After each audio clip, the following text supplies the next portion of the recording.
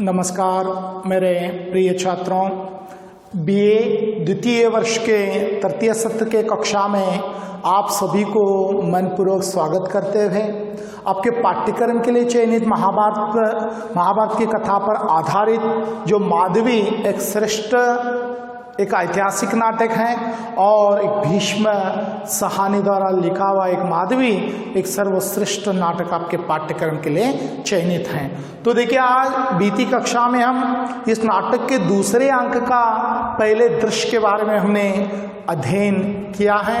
तो किस प्रकार जैसे अयोध्या नरेश की हर्यश की पटरानी बनकर माधवी सिंहासन पर विराजमान है।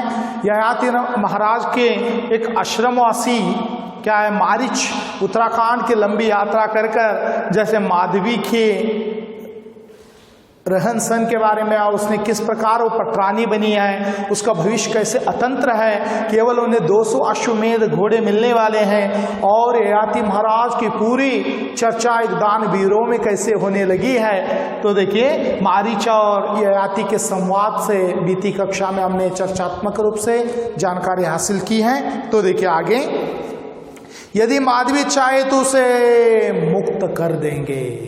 तो देखिए, मारीच बताता है ययाति महाराज को, ययाति महाराज मुझे माधवी का जीवन अतंत्र महसूस होता है, क्योंकि केवल अयोध्या नरेश के पास केवल 200 अश्वमेध घोड़े हैं, लेकिन उन्होंने गालों से प्रॉमिस किया है, उन्होंने वचन दिया है, जैसे पुत्र लाभ होने के बाद तुम्हें 200 घोड़ों के साथ माधवी को हमने अयोध्या से मुक्त कर देंगे। ययाति मुक्त कर देंगे, वह किस लिए? ययाति पूछता है मारिच, मुक्त कर देंगे वे?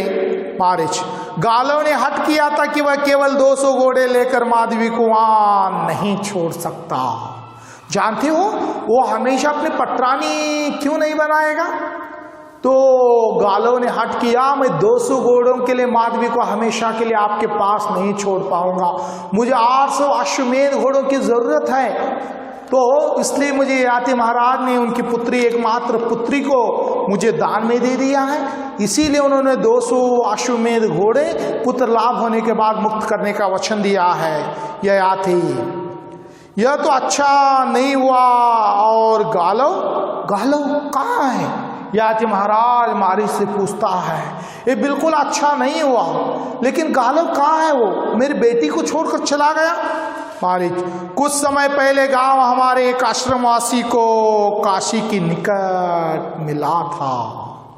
जानते हो, कुछ दिनों के पहले हमारे गांव के निकट एक हमारे आश्रमवासी को मिला था, जो काशी के निकट बता रहा था कि काशी के राजा के पास भी अश्वमेध घोड़े हैं।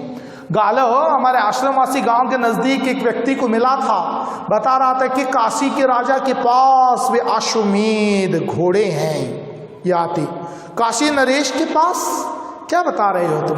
काशी नरेश के पास अश्वमेध घोड़े हैं? उसके पास अश्वमेध घोड़े कहाँ के होंगे? ययाति महाराज कहता है, काशी नरेश के पास अश्वमेध घोड़े कहाँ के होंगे? तो देखिए, काशी तो एक छोटा सा राज्य है, काशी नरेश के पास अश्वमेध घोड़े होंगे? काशी तो एक छोटा सा साम्राज्य है। अपने राज्यकाल में तो हम काशी नरेश को राजा ही नहीं माने थे। जब हमें राज्यकाल, हम जब सिंहासन पर थे, काशी नरेश को हम राजा तक नहीं माने थे। एक छोटा सा प्रांत है, उसके पास कहाँ के अश्वमेध घोड़े होंगे? ययाति कहता है मारिच, महाराज वह बड़ी चिंता की बात है। छोड़िए, बड़ी चिंता की बात है। क्या चिंता की बात है? मारिच, शेष घोड़ों के लिए यदि माधवी को किसी अन्य राजा के पास रहना पड़ा तो अच्छा नहीं होगा।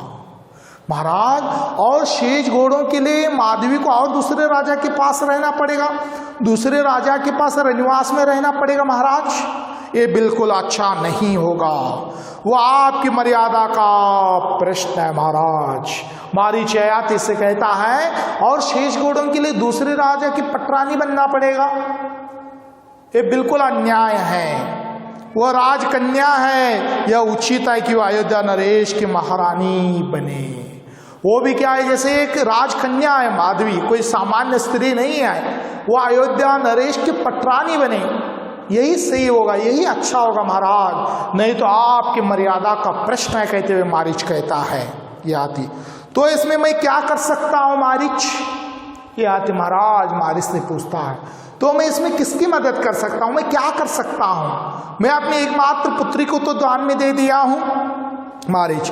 मैं अयोध्या महाराज से मिला था, उनकी हार्दिक इच्छा है कि माधवी उन्हीं के पास बनी रहे। आश्रम से मारीच कहता है, मैं अयोध्या नरेश से मैंने मिला हूं, उनकी इच्छा है माधवी पूरा जीवन उन्हीं की पटरानी बनकर रहे, उनकी इच्छा है, पर इसमें मैं आपकी सहायता चाहते हैं। लेकिन वो आपकी सहायता चाहते हैं, अगर आपकी इच्छा होगी तो माधवी उनकी पटरानी बनेगी, माधवी का भविष्य सुनिश्चित हो जाएगा महाराज। मारीच कहता है, अगर आपकी इच्छा से अयोध्या नरेश की पटरानी बनकर रहेगी पूरा जीवन, उसका भविष्य सुनिश्चित होगा, नहीं तो उसका जीवन अतंत्र बने जाएगा, उसका भविष्य हम कुछ नहीं बता सकते।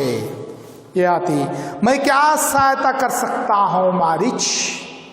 मारीच, यदि आप ऋषि विश्वामित्र से अनुरोध करें कि वो शेष घोड़ों का अग्र छोड़ दे। मारीच क्या कहता है? ययाति से कहता है, आप गुरु विश्वामित्र से अनुरोध कीजिए, उनसे रिक्वेस्ट कीजिए, शेष 600 घोड़ों के लिए वो छोड़ दे, 200 घोड़े गुरु दक्षिणा में स्वीकारे, तो माधवी को कहीं और नहीं जाना पड़ेगा, तो माधवी को और आगे नहीं जाना पड़ेगा। अगर वो 600 घोड़े जब तक नहीं मिलते हो तब तक दूसरे राजा के निवास में से रहना पड़ेगा। विश्वामित्र आपकी बात मान लेंगे महाराज, मान लेंगे। मारीच आश्रमवासी बताता है महाराज ययाति से, विश्वामित्र जरूर आपकी बात मान लेंगे महाराज। ययाति उत्तेजित हो जाता है, ऊपर नीचे टहलने लगता है, उत्तेजित उसे क्रोध आता है, उसका मन अचंचल स्थिर होता है, अस्थिर होता है, टहल कर सोचने लगता है। ये आदि अयोध्या नरेश चाहते हैं कि ऋषि विश्वामित्र से अभ्यर्थना करूं, 200 घोड़े से संतुष्ट हो जाए। असंभव, असंभव, ये हाथी कहता है। काश अयोध्या के नरेश कहता है, गुरु विश्वामित्र से मैं विनती करूं कि 200 अश्वमेध घोड़े लेकर वो संतुष्ट हो जाए, मैं जाकर विनती करूं? असंभव, यह आती कहता है मारीच। यह माधवी देवी भावी जीवन का प्रश्न है महाराज, माधवी के जीवन का प्रश्न है, उसके भविष्य का प्रश्न है। छोड़ा और गालव के वचनबद्ध रहा तो माधवी को अयोध्या छोड़ेगी और फिर न जाने कहां कहां। अगर आप ऐसे इच्छुक बैठेंगे तो गालव से कहां कहां लेकर घूमेगा माधवी को। 600 अश्वमेध घोड़े जुटाने के लिए कितने राजा के निवास में रहना पड़ेगा, उसके भविष्य के बारे में सोचिए महाराज। मारीच कहता है ययाति, मैं विश्वामित्र के पास जाऊं और उनसे अनुरोध करूं। मैं गुरु विश्वामित्र के पास जाकर, ययाति मारीच से कहता है, मैं गुरु विश्वामित्र के पास जाकर मैं अनुरोध करूं, मैं उनसे विनती करूं, रिक्वेस्ट करूं। संतान के मोह के कारण उनके पास याचना करने आया। तो संतान के मोह, संतान यानी बच्चे के मोह यानी लालच के लिए, आशा के लिए मैं उनसे अनुरोध करने आया हूं। मैं गुरु विश्वामित्र के पास जाकर अनुरोध करूं। मारीच, ऐसा नहीं महाराज, आपके जाने से उन्हें अपने हक पर पश्चाताप होगा। मारीच कहता है महाराज ऐसा नहीं, अगर आप गुरु विश्वामित्र के आश्रम जाएंगे तो उनकी जो हट है 800 अश्वमेध घोड़ों की, तो उन्हें थोड़ा पछतावा होगा। ये आती, क्या अयोध्या नरेश मेरी परीक्षा लेना चाहता है? मारीच कहता है, क्या अयोध्या नरेश हर्यश मेरी परीक्षा लेना चाहता है? अपनी गुरु दक्षिणा का हट छोड़ दिया और गालों से कहूं कि अपनी प्रतिज्ञा छोड़ दे। क्या मैं गुरु विश्वामित्र से अपनी गुरु दक्षिणा छोड़ दे, हट छोड़ दे, और गालों को कहूं कि वो गुरु दक्षिणा छोड़ दे, अपनी प्रतिज्ञा छोड़ दे, ताकि ययाति की बेटी पटरानी बन सके? मैं दोनों को जाकर मैं अनुरोध करूं, मैं विनती करूं कि उनकी बेटी अयोध्या नरेश की पटरानी बने, वो अपने गुरु दक्षिणा छोड़ दे और ये प्रतिज्ञा छोड़ दे। अयोध्या नरेश चाहते हैं कि देश भर में मेरा नाम का खींच पोता गए।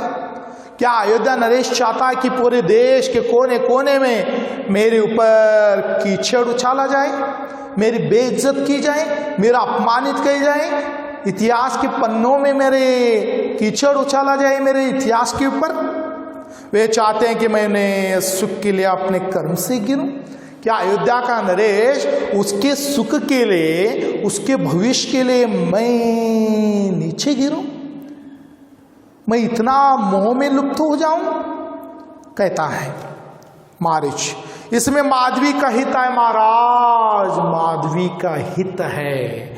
तो मारीच कहता है महाराज, अगर आप गुरु विश्वामित्र से जाकर अनुरोध करेंगे, इसमें माधवी की भलाई है। ये आती सुनो मारीच, जो दान में दे जो चुका उसके बारे में सोचना अथवा चिंता करना एक दानी को शोभा नहीं देता। इसका अर्थ जो एक दान में दी हुई चीज वस्तु के बारे में एक दानी को उसके बारे में सोचना बिल्कुल उसे अच्छा नहीं लगता। जानते हो तुम, दान में दी हुई चीज को कभी वापस नहीं लिया जा सकता। इसका अर्थ है उसके दान में स्वाद का खोट मिला हुआ है। क्या मैं इतिहास में ऐसा लोग समझे कि उसके दान के पीछे उसका खोट है, उसका स्वार्थ है? जो मैंने अपनी बेटी को मैंने दान में दे दिया हूं, लोग कहेंगे याति अपनी एकमात्र पुत्री के मोह में फंसकर विश्वामित्र के सामने गिड़गिड़ाए। कि लोग कहें अपनी पुत्री माधवी के मोह में गिरकर जैसे विश्वामित्र के पैरों में गिड़गिड़ाया। क्या लोग मुझे ऐसा कहें? क्या लोगों के मैं पैर विश्वामित्र के पैरों में गिड़गिड़ाऊं?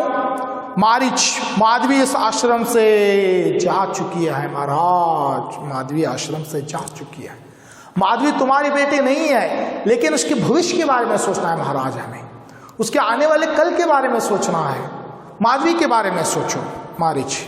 यदि आपका निर्णय है तो कोई क्या कर सकता है महाराज?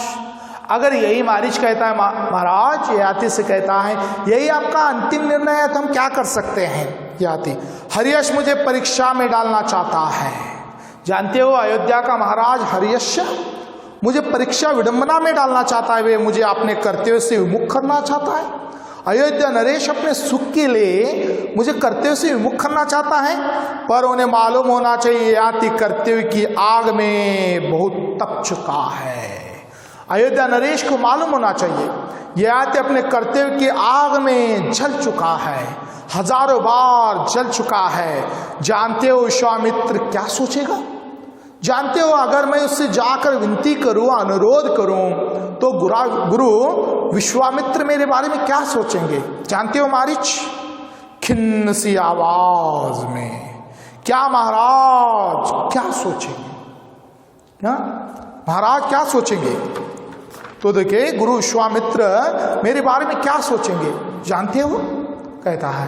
तो देखिए छात्रों, किस प्रकार जैसे दूसरे अंक के पहले दृश्य के आज हम दूसरी कक्षा में हमने किस प्रकार ययाति और मारीच के बीच के संवाद को निरंतरात्मक देखा हमने। किस प्रकार मारीच का आशय है वो जाकर ययाति महाराज जाकर गुरु विश्वामित्र से अनुरोध करे क्योंकि उनकी गुरु दक्षिणा के लिए जो 800 अश्वमेध घोड़े मांगे हैं वो अपने हाथ से दूर हो जाए और गालों से अपनी प्रतिज्ञा से मुक्त कराए।